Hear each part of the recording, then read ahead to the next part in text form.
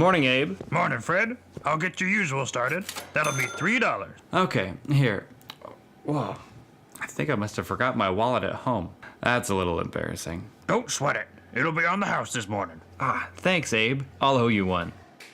Fred, I've been thinking, if freedom is so valuable, how can we prevent people from losing or giving up their freedom? Free people are always at the risk of losing their freedom.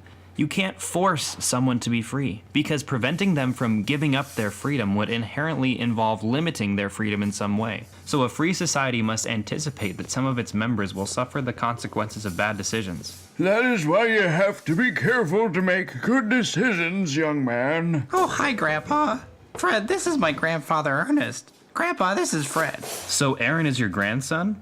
He seems like a bright young man. We have some good talks about what he is learning in school. Fred here is always trying to lecture us about the value of freedom, but he has some pretty interesting ideas. Just trying to help point the next generation in the right direction. Well, there's no shortage of people abusing freedom and bad decisions being made by kids these days. So that is why the government has set up a social safety net? Well, that is the reason they use to justify those programs. How are we supposed to respond to those among us who have experienced failure or illness? Restoration to self-sufficiency, freedom, and autonomy requires mercy and grace. But the government can't provide true mercy because it can only create impersonal, institutionalized solutions. What does that even mean? Mercy is an important value, but it is a personal and relational value. The deliberate choice to be generous is the mercy, communicating that you care. The resources are just the medium for that message of mercy. Well, the actual resources will help feed or clothe them, so that matters too.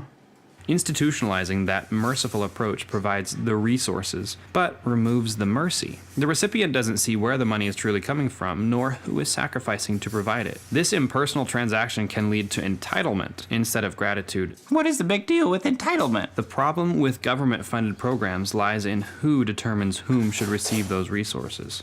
That is why they write up all sorts of rules and limits on who can get welfare. Yes, but then the people who fall within that selection criteria start to feel that they deserve the aid they receive. Well, don't they? They may qualify for aid, but they don't deserve it. If you receive something you deserve, then it is no longer mercy. So the system minimizes or removes true mercy from the equation. That doesn't prevent you from giving money to the poor, though. Yeah, but it prevents me from wanting to.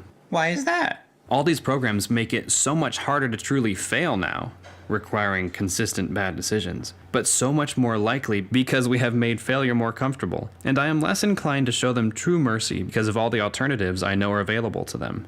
Well, what do you propose we do differently? Any private solution would be an improvement, a church, charity, or nonprofit. Why is it magically better once we remove government from the system? For one thing, the source of the funding.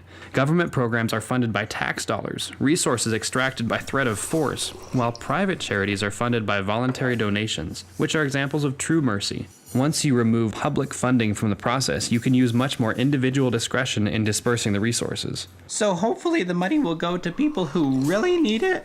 Yes, and people have a natural inclination to avoid asking for help or assistance unless they really need it, which will help focus limited resources where they are needed. Why would that inclination be any different than with government-funded programs? People don't have an inclination against collecting what they think they are owed or deserved. Few people think that they are owed assistance by a church or charity, but it appears that many people have come to think the government owes them assistance.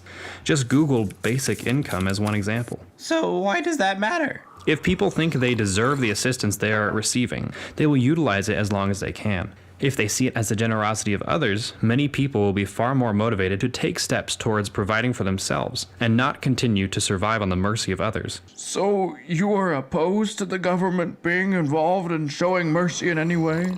There are few instances where only the government is in the position to show mercy. Pardons can be a good thing, but they are granted at the discretion of an individual, not a committee. On a case-by-case basis, the personal nature of how pardons take place preserves the aspect of mercy in that process. Speaking of which, I don't know if my English teacher will pardon my tardiness, so I better head off to school before I'm late. Wise choice. Good talking with you.